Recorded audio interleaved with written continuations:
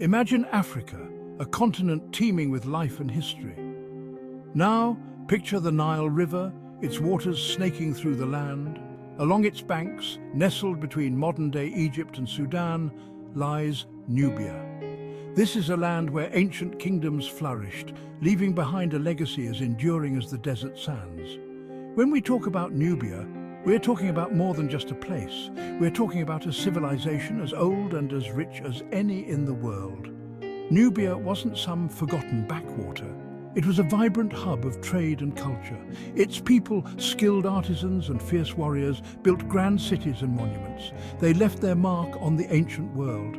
Understanding Nubia means understanding a crucial piece of African history, a history too often overlooked. But Nubia's story isn't just about the past. It's about the present and the future. The descendants of the ancient Nubians still live on, carrying with them the traditions and stories of their ancestors. Their struggle to preserve their heritage in the face of modernization is a testament to the enduring power of culture. The story of Nubia begins thousands of years ago. Around 6000 BCE, communities began to take root along the Nile. These early Nubians were drawn to the fertile lands, perfect for farming and raising livestock. They were a resourceful people, adapting to the challenges of the desert and building a life for themselves. These early settlements were more than just clusters of houses.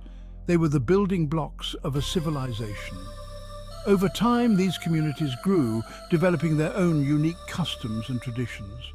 They learned to harness the power of the Nile, mastering irrigation to cultivate crops. Archaeological evidence tells us that these early Nubians were skilled potters, creating beautiful and intricate ceramics. They traded with neighboring communities, their reach extending far beyond the banks of the Nile. These early interactions laid the foundation for the trade networks that would come to define Nubian civilization. As the centuries passed, Nubia witnessed the rise of powerful kingdoms. One of the most notable was the Kingdom of Kerma. Emerging around 2500 BCE, Kerma was more than just a political entity, it was a cultural powerhouse. Its influence felt throughout the region. Kerma was strategically located at a crucial point along trade routes connecting Egypt to the south. The kingdom controlled the flow of goods like gold, ivory, and exotic animals, amassing great wealth and power. Their capital, also called Kerma, was a bustling metropolis. It boasted impressive architecture, including massive mud brick structures and a sophisticated system of fortifications. The people of Kerma were skilled artisans, renowned for their pottery, metalwork, and jewelry making. Their distinctive black-topped pottery, fired in a way that created a striking contrast, became highly sought after throughout the region. Kerma's prosperity and cultural achievements marked a golden age in Nubian history. Section 4, a relationship forged in San Nubia and Egypt. The relationship between Nubia and Egypt was complex, marked by both cooperation and conflict. For centuries, the two civilizations were inextricably linked, their histories intertwined like the strands of a rope. Trade was a cornerstone of their relationship. Nubia, rich in resources, provided Egypt with gold, ivory, ebony, and even soldiers. However, the allure of Nubia's wealth also led to periods of conflict. Egyptian pharaohs, eager to control the flow of resources, launched military campaigns south. Nubia, however, was never an easy conquest. The Nubians, fierce warriors in their own right, resisted Egyptian encroachment, fighting to maintain their independence. Despite the periods of conflict, cultural exchange flourished. Nubians adopted Egyptian religious practices, incorporating Egyptian gods into their own pantheon. They also adopted hieroglyphic writing, adapting it to suit their own language. This cultural exchange enriched both civilizations, leaving an indelible mark on their art, architecture, and religious beliefs. Section 5, the rise of Kush, a Nubian powerhouse. From the ashes of Kerma, a new Nubian power emerged, the Kingdom of Kush.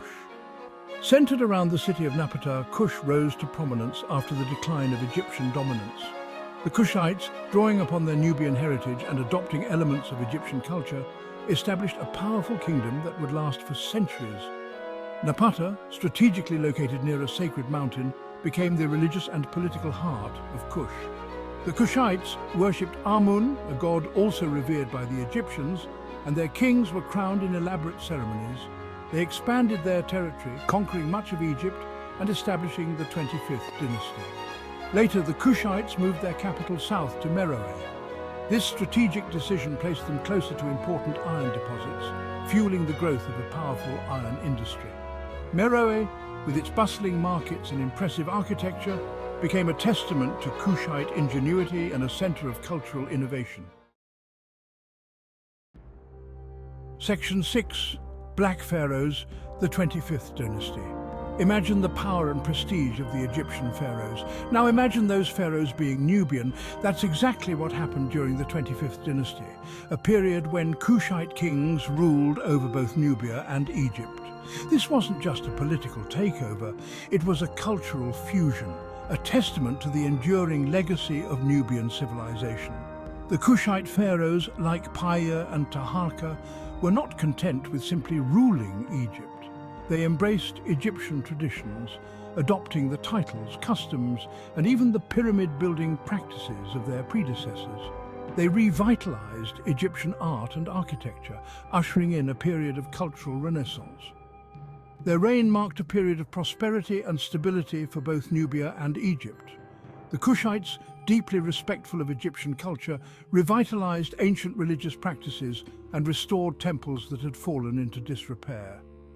Their rule serves as a powerful reminder of the interconnectedness of African civilizations and the fluidity of power in the ancient world. Section 7. Reaching for the heavens, the pyramids of Nubia. When we think of pyramids, we often think of Egypt, but Nubia has its own story to tell, a story etched in stone and reaching for the heavens. The Nubian pyramids, while smaller than their Egyptian counterparts, are no less impressive. They stand as a testament to the ingenuity and architectural prowess of the Kushite people. Meroe, the Kushite capital, boasts a vast necropolis dotted with pyramids. These pyramids, steeper and more slender than the Egyptian ones, served as burial chambers for Kushite royalty and elites. Inside, archaeologists have uncovered intricate murals depicting scenes from Nubian life, offering us a glimpse into their beliefs and rituals. The pyramids weren't just burial monuments. They were powerful symbols of Kushite kingship, connecting earthly rulers to the celestial realm. The fact that the Kushites chose to build pyramids speaks volumes about their cultural identity. They were a people who embraced their Nubian heritage while also drawing inspiration from the grandeur of their Egyptian neighbors.